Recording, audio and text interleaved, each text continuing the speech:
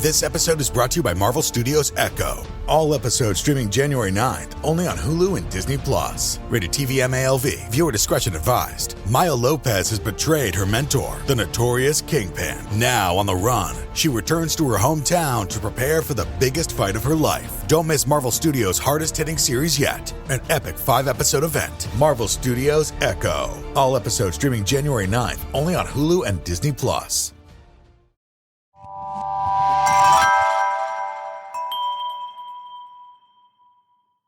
Slow Burn Media, an evergreen podcast, presents Who Killed, a podcast that provides a voice for the voiceless.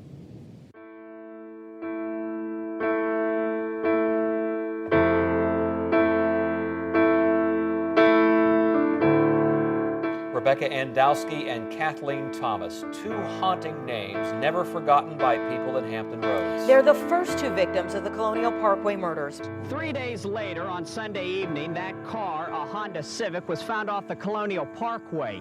It had been rolled into these bushes, almost into the water.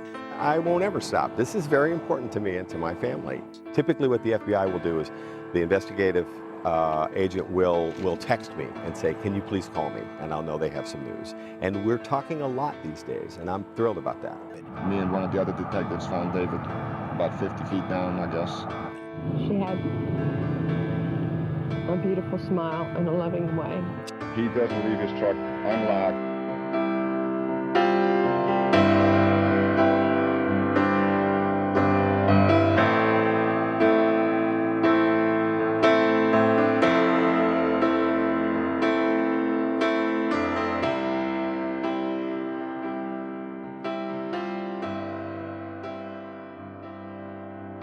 Hello and welcome to this week's episode of Who Killed Amy Mahalovic, a podcast that takes a deep dive into cases you may not have heard of and others you may have.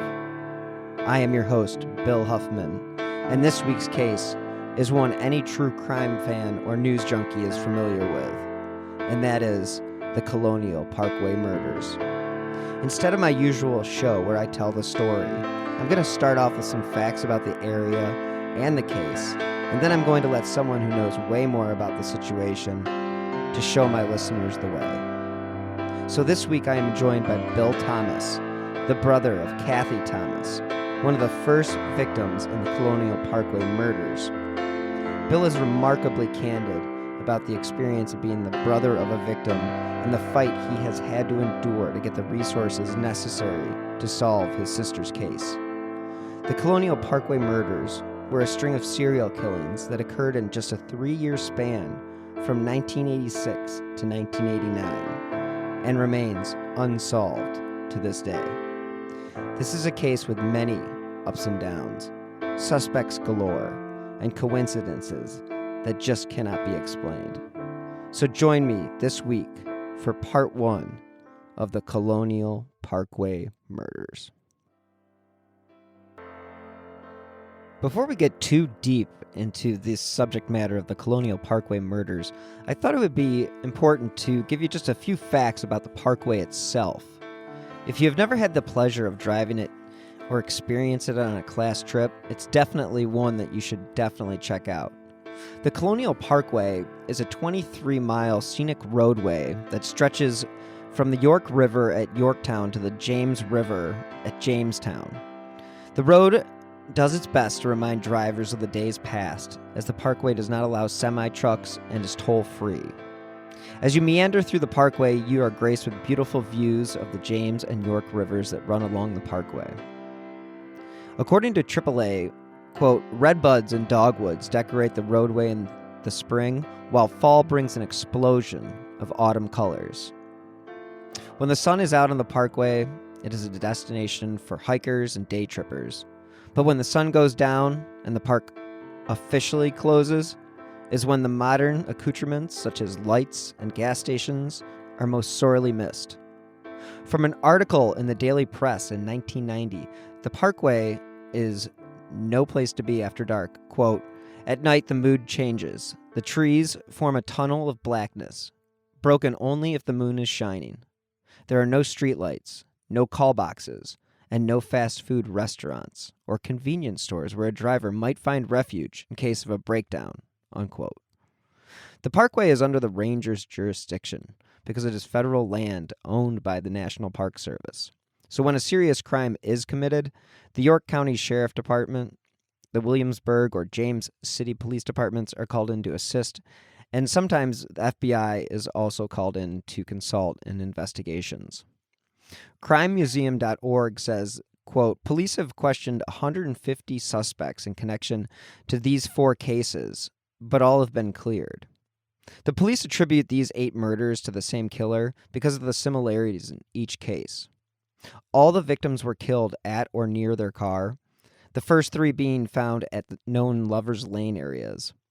None of the victims were robbed, and sexual assault did not appear to be a motive in any of the cases. The first and third murders were mere miles apart, and the second and fourth were committed about a half hour away from the parkway.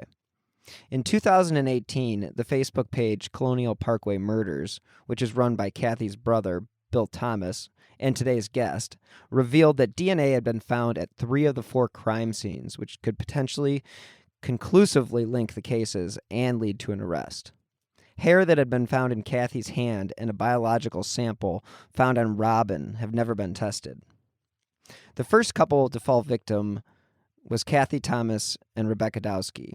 And Kathleen Thomas, 27, was a class of 1981 graduate of the United States Naval Academy, and Rebecca Dowski was a senior at the College of William and Mary.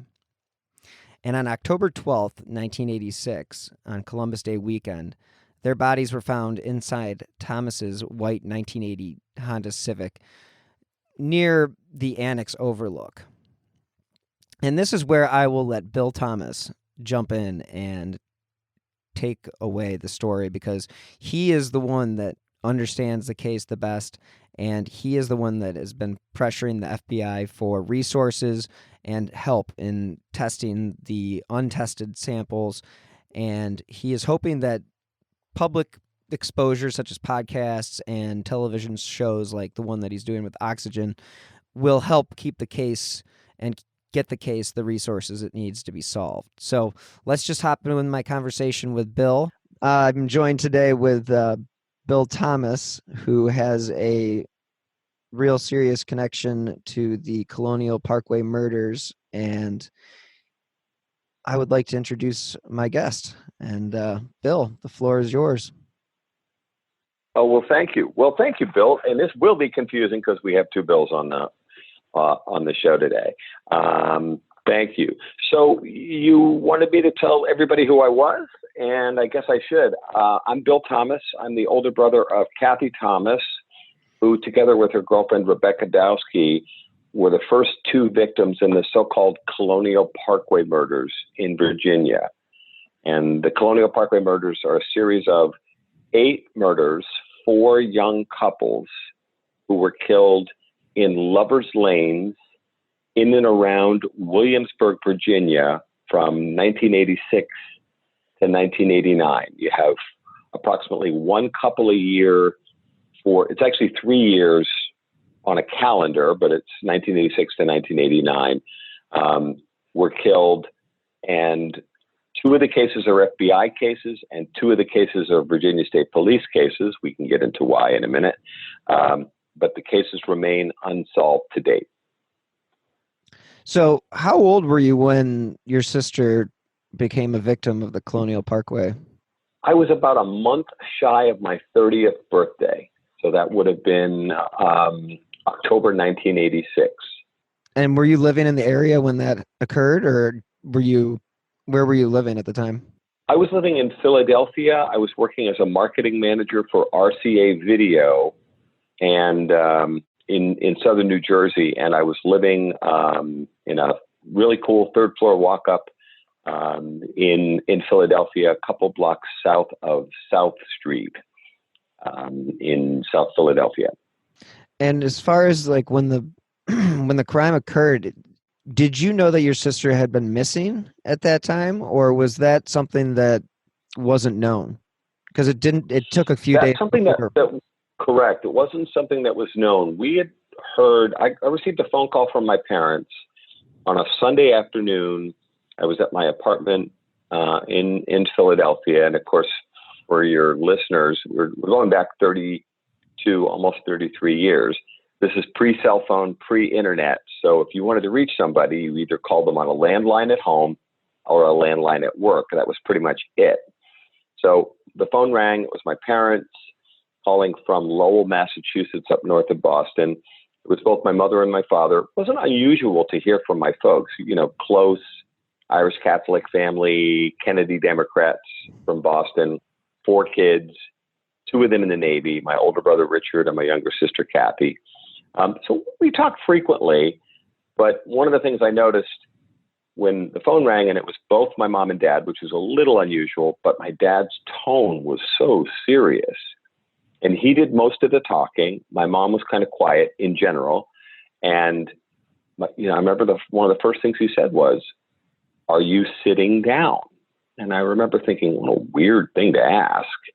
What do you mean, am I sitting down? What do I need to sit down for?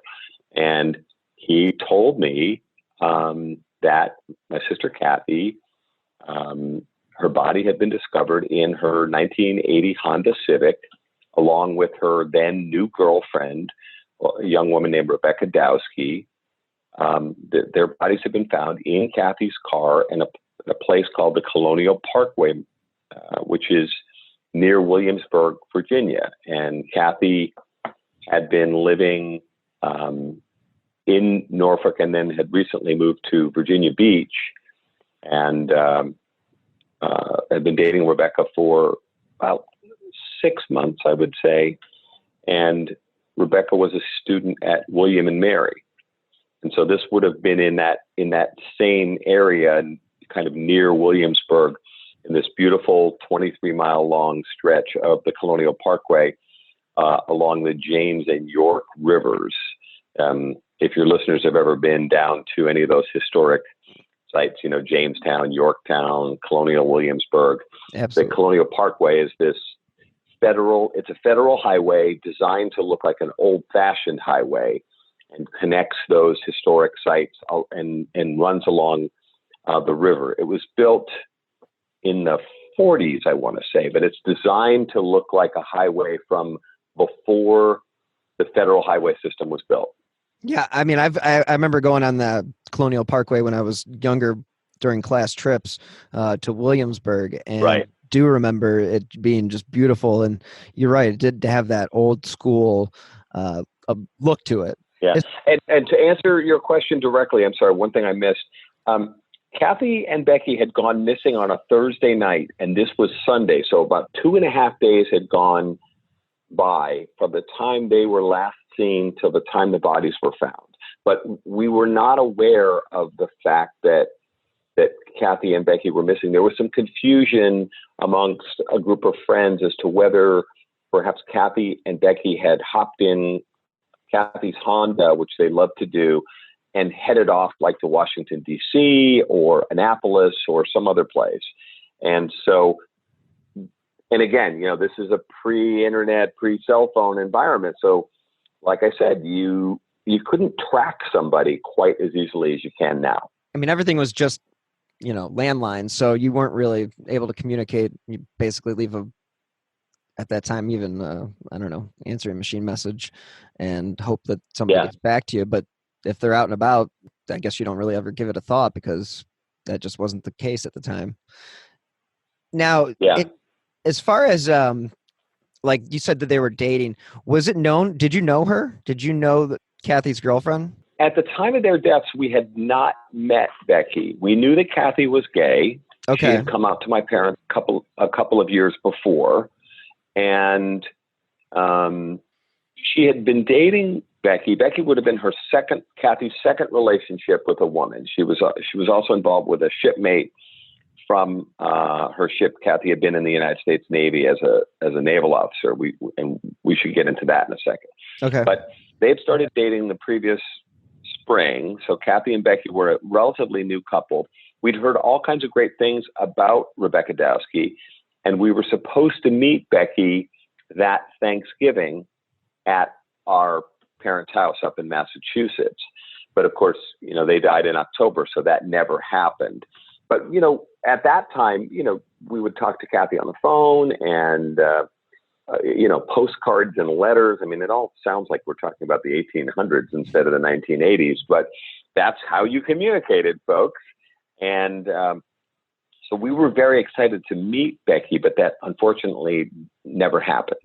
Now, as far as, when they found the bodies, did the authorities have any explanation? Did they give you any idea of what they thought might have been a motive for the case, or did they just straight up say, we don't know what's going on here? Well, they said from the very, very beginning, and it's funny how over 32 going on 33 years, urban legends will develop over time. And I can disabuse folks of one notion, which is the FBI came and met with my parents a few days later, and my younger brother Jack and I were also there at the meeting. My older brother Richard had flown from Hawaii to Virginia to identify Cathy's body, so he wasn't with us at this meeting with the FBI. But the FBI said right from the beginning of the case, we believe your sister and Ms. Dowski were approached by an authority figure. Now, you have to sort of picture this at my parents' house up in Lowell, Massachusetts, beautiful old house. They're sitting around the dining room table with us. And now remember, I'm a grown man. I'm almost 30 years old, so I'm not a kid. I remember saying, I'm sorry, we don't understand. What do you mean by authority figure? And I found it fascinating. The two FBI agents from the Boston office kind of hesitated. And now I've gotten to know the FBI agents pretty well since, and they're usually pretty polished, and they usually have kind of an answer at the ready. But I could tell they were uncomfortable with the answer. So they kind of hemmed and hawed for a second, and I was very struck by that. And then they sort of kicked it back in gear, and they said, well, by authority figure, we mean, and then they rattled off a list of like a dozen different agencies, law enforcement agencies. They meant that they thought that Cathy and Becky had been parking at this beautiful pull-off along the Colonial Parkway overlooking the river, and that they'd been approached by an authority figure, and that would be someone in law enforcement or presenting as such. That was an expression they used. So it could be someone in law enforcement or an imposter, a wannabe, a fake cop. And they mentioned all these different agencies because down in that Norfolk, Williamsburg area, as you know, there are a ton of military bases. And so all of the military operations there have their own security forces. And then you've got local, that is city, county, state, and federal law enforcement all over the place. As a matter of fact, the CIA has its own training facility just a couple of miles along the Colonial Parkway, a place called Camp Perry. And so there's all of this government security and law enforcement presence there. And a lot of them use the Colonial Parkway as a cut through because there are no traffic lights and no intersections. It's 23 miles straight. And if you're a cop, you can really, fly if you choose to along this curvy road and avoid traffic on I-64, which is a major highway which parallels the Colonial Parkway. So they indicated right from the beginning, they thought that Cathy and Becky were parked and were approached by someone that they found, at least initially, to be non-threatening.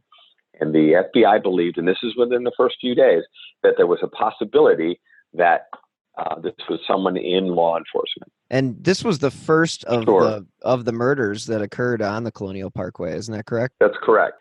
And by the way, I want to be clear about something. They did look at lots of other types of suspects. They looked at Rebecca Dowski's previous college boyfriend. They looked at men that my sister Cathy had dated when she was at the Naval Academy. They looked at shipmates. My sister Cathy was in the second class of women at the United States Naval Academy. So this is all brand new. She was in the class of 1981 at the Academy. So women attending the service academies was new, and women obviously graduating and entering the fleet, as they call it, was new. So they looked at when Cathy was aboard the ship, the USS L.Y. Spear, which was a submarine tender, she had 200, mostly men, reporting to her. Now, so they took a look to see if there were any, inappropriate interactions with people from the Navy, and they looked at, sex offenders and peeping toms and people that they'd had trouble with on the Colonial Parkway. The Colonial Parkway, as we talked about, is this, beautiful but kind of lonesome stretch of road, and a lot of couples use it as a place to go parking because there are no traffic lights. There's not a single overhead. It's really dark out there. It's beautiful and kind of pastoral and green in the daytime, but at night it really gets dark and kind of spooky. So it's a place that people were known to go and get romantic or party or what have you. And so things that the FBI looked at were, who have we ever had trouble with on the Parkway?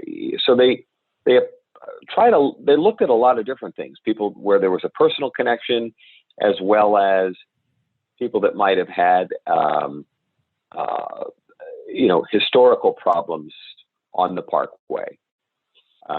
So I mentioned law enforcement because it's definitely part of the mix, but it was far from the only theory that the FBI developed. When you're getting pretty much told by the authorities that an authority figure may be involved, I can only imagine that did not make your parents feel any more comfortable with the situation, or feel like that they may be getting, because you may have, this was off the record when we talked about it, but being an authority figure, do you think that may have lessened the likelihood that they were going to follow through with some of their questions, that they think that they're going to tell you right off the bat that they think an authority figure is involved? Do you think that they limited themselves to that? I mean, I don't think that the FBI did, but I will say this. I believe, based on now it's 32 years, it'll be 33 years this October. I have to say this.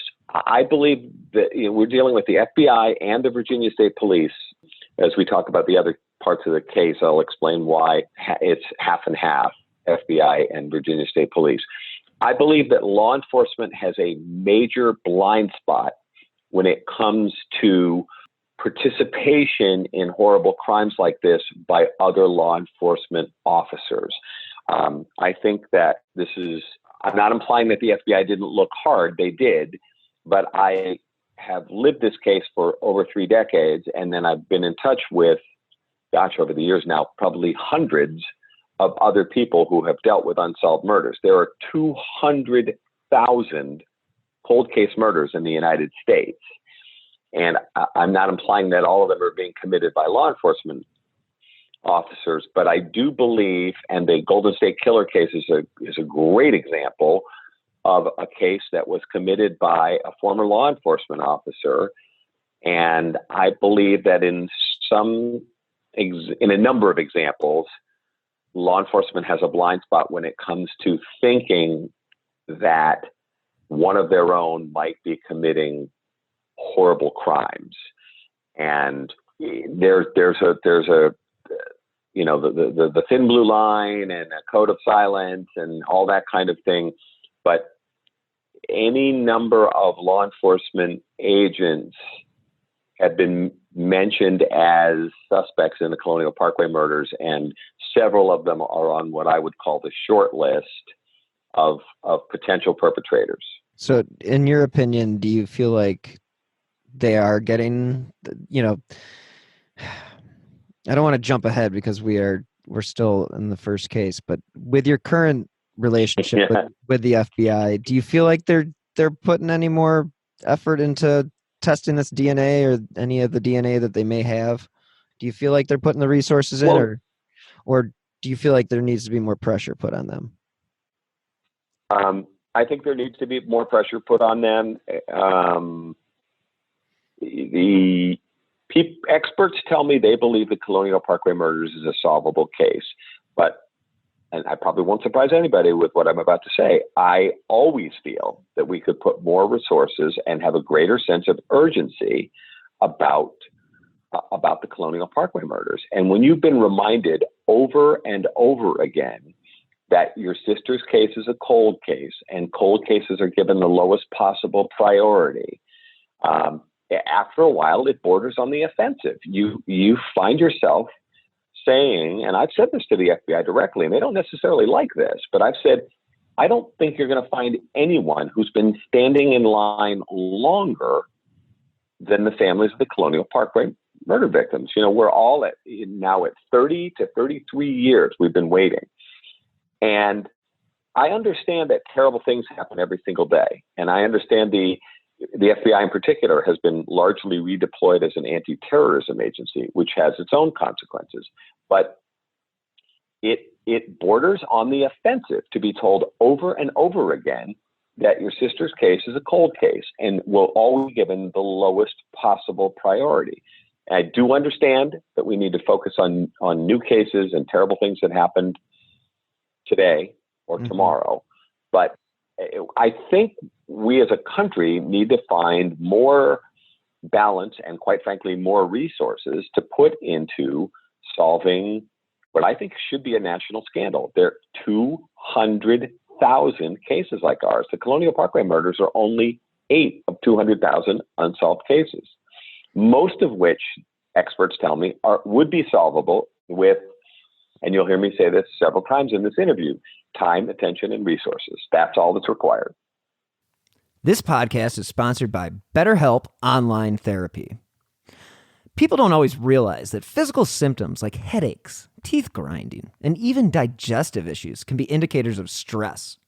And let's not forget about the doom scrolling, sleeping too little, sleeping too much, undereating, or overeating. I like to think that I deal with my stresses by taking a little bit of mindfulness each day. I do try to make it a point to focus on myself because stress shows up in all kinds of ways. And in a world that's telling you to do more, sleep less, and grind all the time, here's your reminder to take care of yourself, do less, and maybe try some therapy. I've personally been in therapy since I was a child, and I would suggest it for everyone.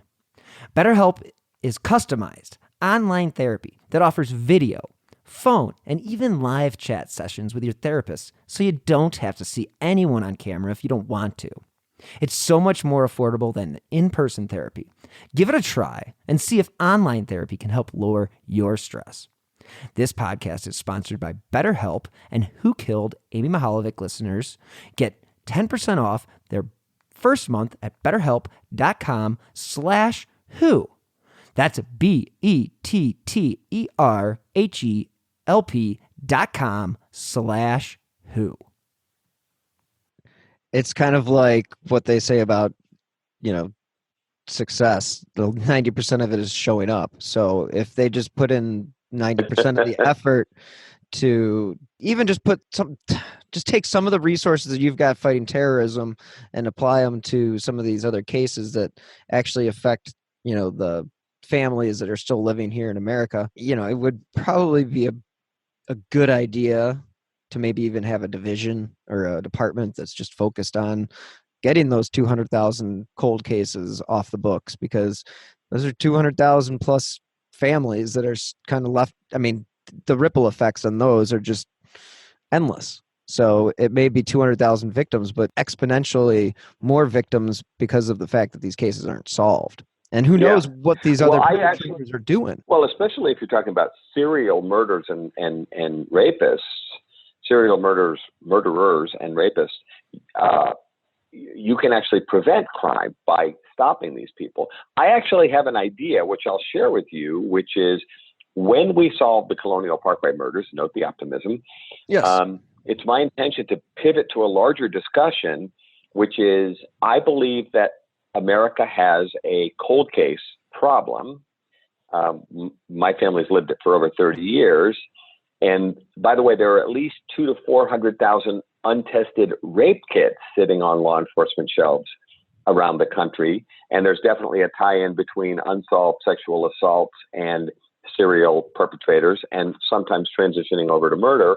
The Golden State Killer case that I mentioned is a killer who started as a burglar, then escalated to rape, then escalated to murder. So you do see these relationships. I have an idea, which is I believe we're overspending on America's military in terms of our budget. And keep in mind, I come from a Navy family and come from a military background, so I'm not criticizing the military at all. But I think we're overspending on America's military. I have this idea that we should, since a lot of those military personnel who are incredibly well trained and dedicated would often transition over to law enforcement when they returned home. I have an idea, which is simplistic, but I think we should take 100,000 of our best and brightest military personnel who are interested in leaving the military, wrapping up their service and transferring over to permanently budgeted positions, distributed around the country based on where they live and where these cold cases are. I think we should put 100,000 people on a massive project, which would cost a lot less than we're currently spending on the many portions of the U.S. military, to solve the 200,000 cold case murders and 200,000 to 400,000 cold case rapes. And these folks would transition into permanent full-time positions in law enforcement, initially focused on working these cold cases. And I've even seen a study that says that if we were to put together something like this, we'd actually save money in the long run, because you'd actually be preventing additional crimes from being committed.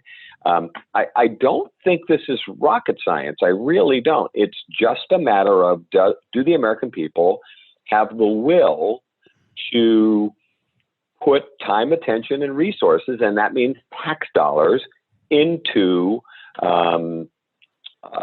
solving our cold case problem. The other thing is, we touched on briefly, I'm not criticizing the FBI, but the decision on 9/11 to redeploy the FBI as a largely anti-terrorism agency had consequences. And one of those consequences, I believe, is the explosion in unsolved murders across the country, because no one is truly coordinating our efforts to solve these murders. And by the way, the murderers and rapists understand this, and they understand if they move from one area of jurisdiction to another, they actually stand a better chance of not being caught, because American law enforcement is so fragmented and so siloed.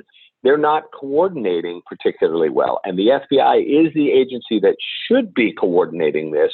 But since 90 cents on the dollar of the FBI's budget is going to anti-terrorism, that only leaves 10 cents in the dollar to be focused on things like, the Colonial Parkway murders and other unsolved cases around the country.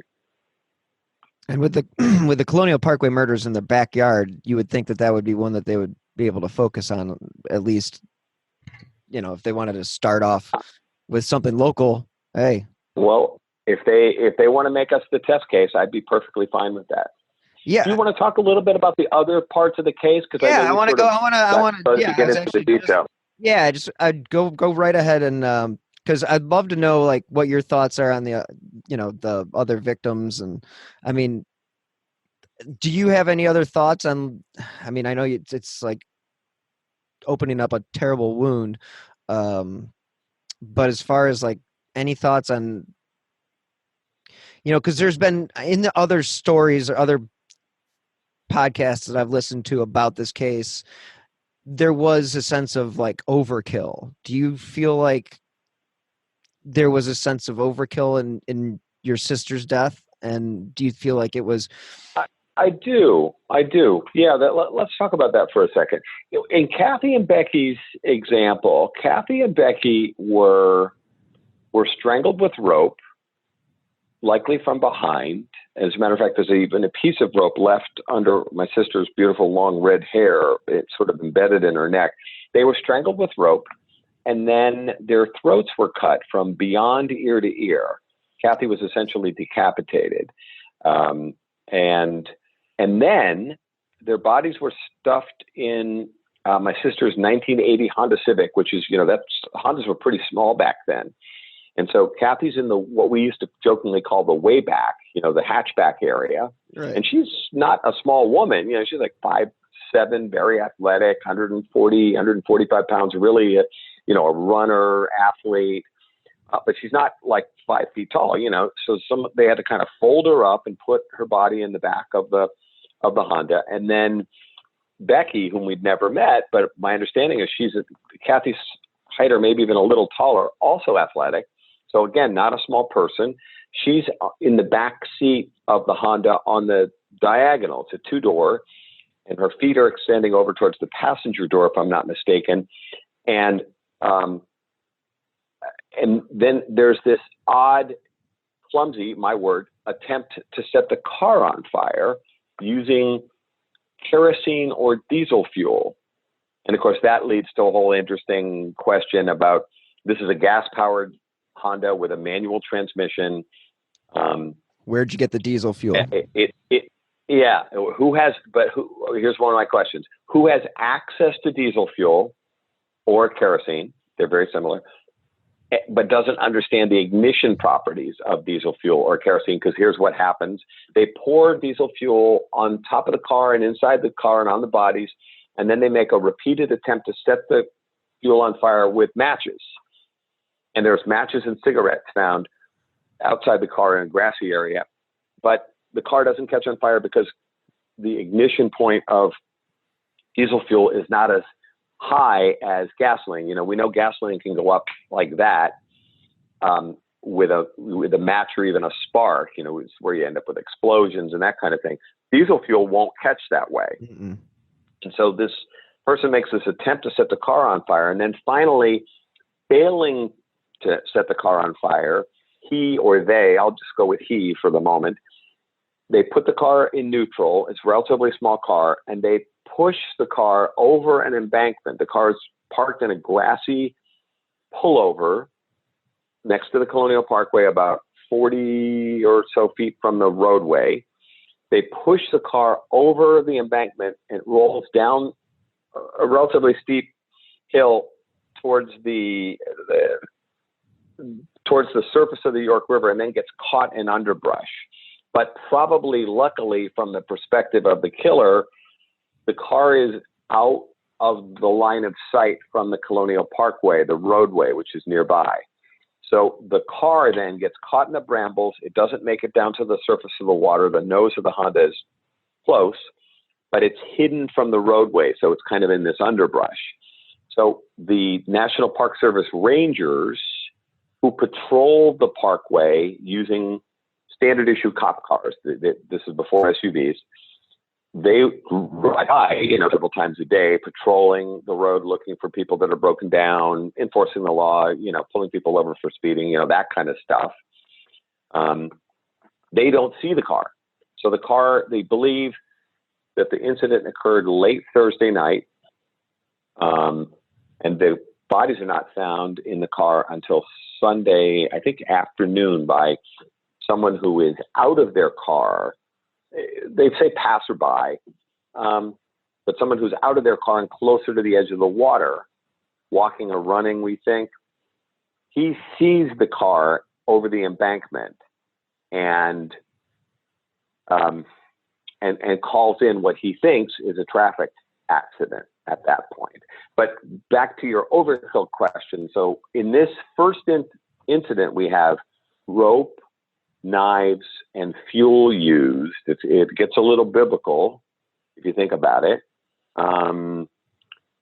And there is a sense of overkill about the first murder, with the multiple methods used, and finally an attempt to set the car on fire, likely to hide evidence. Now, obviously, if the car had caught on fire, I think that ultimately would have attracted attention, but all of this is fairly time consuming when you think about this, one step, the rope, then the knives, then the fire, moving the car, pushing the car over the embankment. You're looking at a pretty lengthy chunk of time. So whoever killed Cathy and Becky felt comfortable enough in that environment to spend some time, That makes you pursuing their plan. And the sense is that the murder did not take place at that location, but the car may have been moved after Cathy and Becky were murdered. And as we talk about the other Parkway Murders incidents, there is a strong sense of moving of cars and kind of staging of vehicles. In other words, to create certain impressions by the perpetrator or perpetrators. Yeah, that's the whole idea that somebody would be so comfortable to stand there lighting match after match unsuccessfully. It sort of has to bring you back to that authority perspective, because nobody's going to question a vehicle of authority on the side of the road, but they might question somebody standing there, having just committed a crime. It's just, to me, it rings of something was blocking the perspective of where he was doing this. And again, like you said, he was comfortable in that environment. So you just killed two people. How are you comfortable in that environment? Like, it doesn't make much sense, other than the idea that person is, one, very familiar with the area, and two, is pretty confident that nobody's going to stop and ask him what he's doing. Right.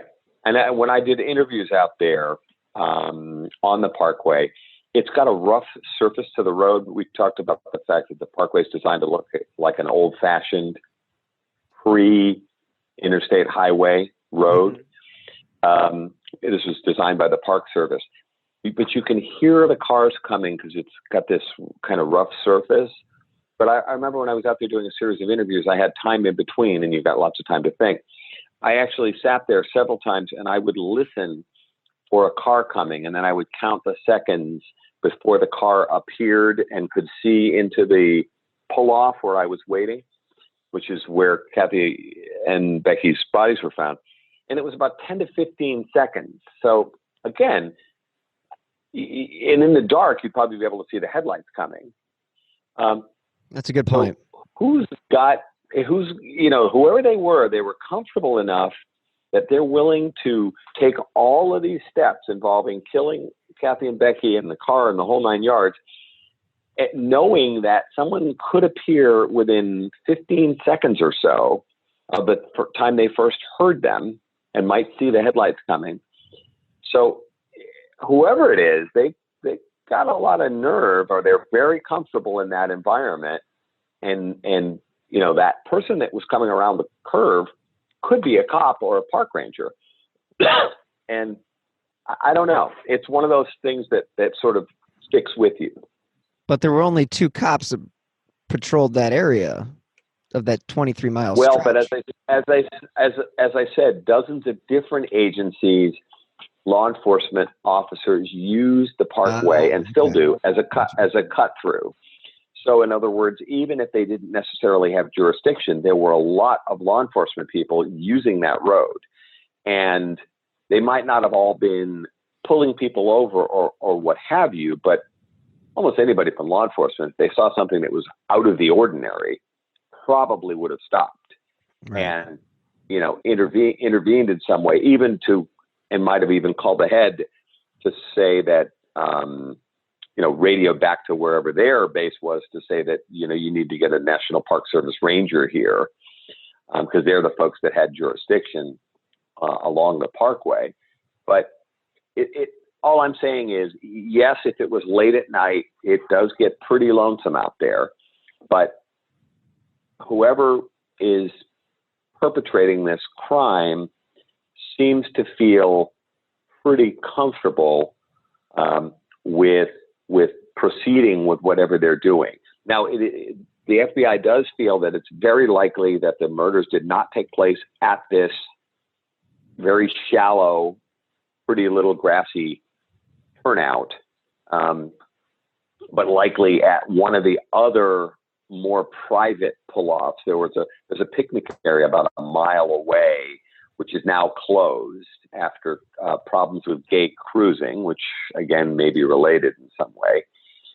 That is much further back from the parkway and would allow you a significantly more privacy.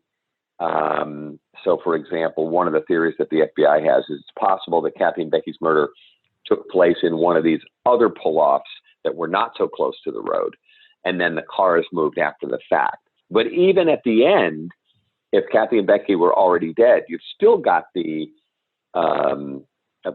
pushing the car over the edge, trying to light it on the fire. Final step. You're still trying to light it on which fire. could have happened.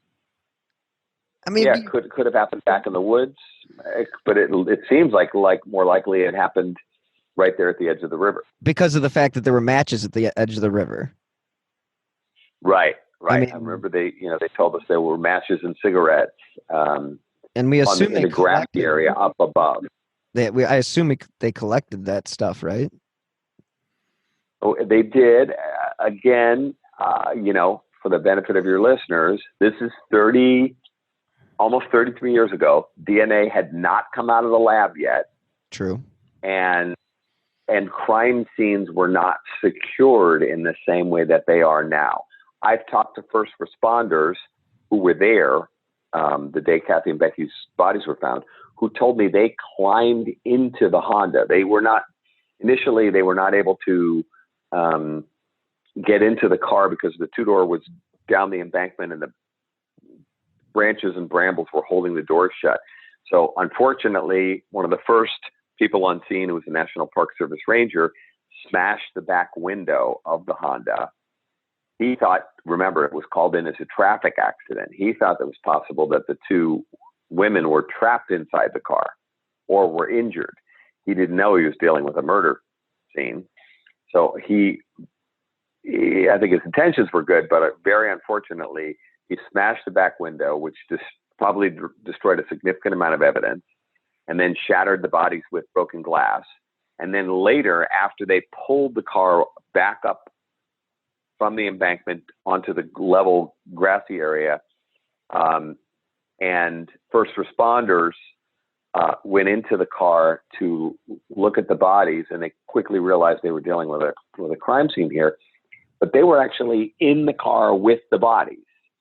So a lot of evidence from a 2019 perspective was completely compromised by the standards of what was going on in crime scenes in 1986. Yeah, especially in 1986. And so basically you have investigators rummaging through a crime scene, cross-contaminating God knows what. And so really all the evidence that they collect at that time, or at least inside the Honda, you got to at least look at with a different. And it happened in other cases as well. So, as far as her, okay, so Cathy's case, that happens in October of '86. Correct. So the next killing doesn't happen until a year later, or almost a year later. Yeah. So September 20th, 1987. It's almost a year. David Nobling, who's 20, and Robin Edwards, who's 14. But don't be deceived by the 14. She's very much a 14 going on 24, if you're catching my drift here. They're found shot to death about, it's got to be close to 30 miles, 25 miles away, at a place called the Ragged Island Wildlife Refuge. This is on the James River. Cathy and Becky were found on the York River. It's not far from Smithfield, Virginia, home of Smithfield hams. David Nobling's pickup truck is found at a parking area at the wildlife refuge, right next to a pretty substantial bridge called the James River Bridge, which is a number of miles long and crosses the James River at a pretty wide point. It's very kind of rural and spread out and marshy at the wildlife refuge. On the other side of the bridge, which is like 4.5 miles long, is the city of Newport News, and that's a place where they build Navy ships and that kind of thing, big shipyards. But on their side of the river is very quiet at that time. It's more built up now. The car is found parked at the wildlife refuge. The bodies are found 3 days later in the water, sadly by David Nobling's father, Carl, and investigators who were searching the Ragged Island Wildlife Refuge for evidence. They discover Robin and David's bodies. It appears they'd been in the water for the 3 days since they had gone missing. Both of them had been shot to death. They think that David may have struggled or broken away because he's shot in the shoulder and then finished off with a kill shot to the head. Forgive me for being graphic. And Robin is also shot in the head.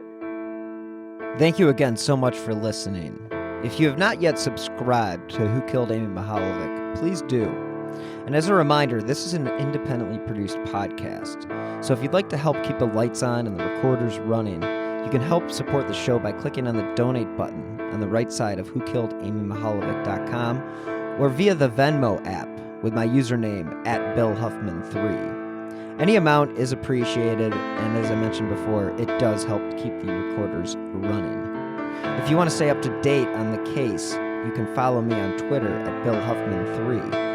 Anyone with information can call their local FBI branch or email it to colonial_parkway_murders @ic.fbi.gov. If you enjoy this podcast, please leave a 5-star review on Apple Podcasts or wherever you listen to your favorite shows. Reviews help keep shows like this in the spotlight and help keep cases like the Colonial Parkway murder front and center. So anyone with information about any of the cases that we have discussed in previous weeks, you can contact the FBI at 1-800-CALL-FBI. If you have any information about Holly Peranian's murder, you can reach the Hampton County State Police Detective Unit at 413-505-5993. I will also provide the email in the show notes.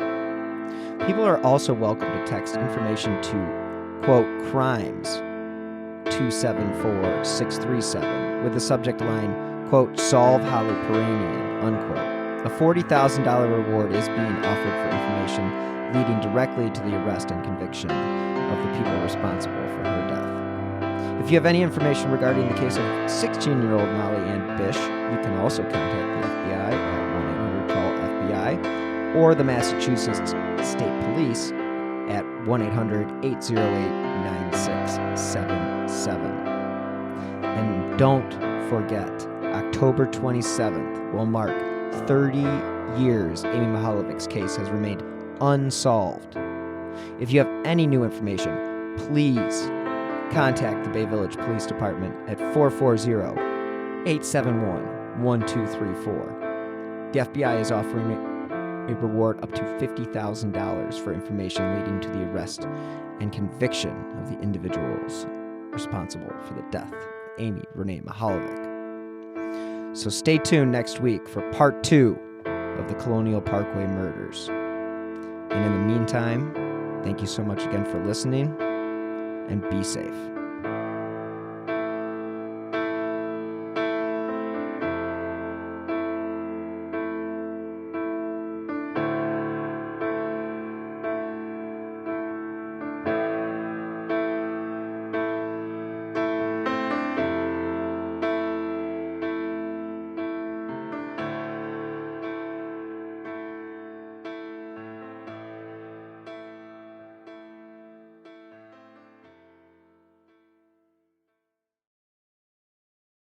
Women's Running Stories, where we explore the intersection between running and life.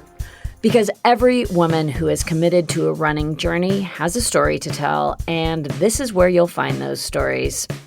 I am host and producer Cherie Louise Turner. I'm a 53-year-old runner, and together with original music by musician and runner Cormac O'Regan, we bring these inspirational stories to life. Please join us to fuel your adventures. Hi, podcast listeners. I'm Carol Costello, a former CNN anchor and national correspondent. This January, I'm launching a podcast about one of the first cases I ever covered as a journalist. It's one that stuck with me all of these years, the one that buried itself under my skin and stayed put. It's a true crime series about an amazing woman named Phyllis Cottle, who defied torture and death and brought a fierce rage to the quest to find her attacker. Carol Costello Presents Blind Rage is a production of Evergreen Podcasts and signature title of the Killer Podcast Network. Listen and subscribe wherever you get your podcasts. Discover more great true crime and paranormal programming at killerpodcast.com.